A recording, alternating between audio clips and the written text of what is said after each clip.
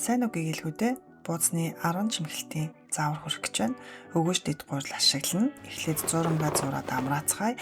Гурил усны харьцаа 2:1 харьцаатай байна. Гурилын амраалт чухал учраас 30-аас 60 минутын хугацаанд сайн амраах хэрэгтэй. Махан шанцандаа үхрийн мах, сонгон, гонд, давс, ус зэргийг хийлээ хүсвэл хоньны сүл нэмж хийж өгч болно. Махан шанцанд хэд усархаг байвал чимхэхэд хэцүү байдаг учраас усаа хитэх битгий хийгээрэй. Эдгээр чимгэлтүүдийг сурчсан байхад илүүдэхгүй шүү.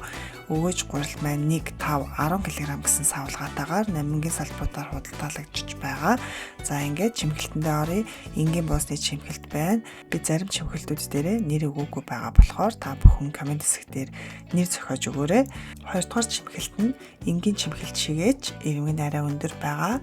Гуравдугаар чимгэлт нь энгийн цэцгэн чимгэлтээр чимгэллээ. Зарим хүмүүс аман зузаан биш гэд ийм чимгэлттэй бууцанд дуртай байдаг.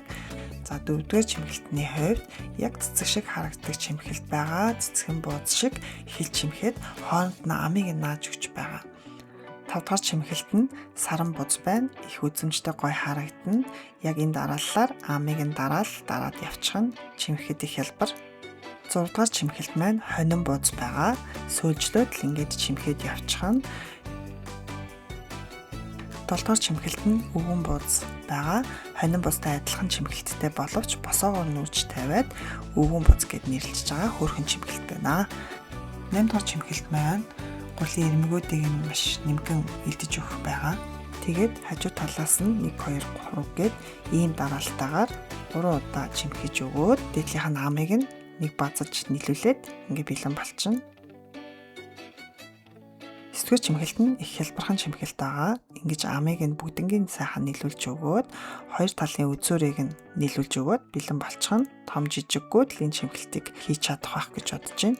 10-р чимгэлт нь зөвхөн нэг талаас нь ойрхон чимхэж өгөөд сүүлийн ирмэгийг нь сайн дарж өгөөд ингээ битүү чимхэж өгнө.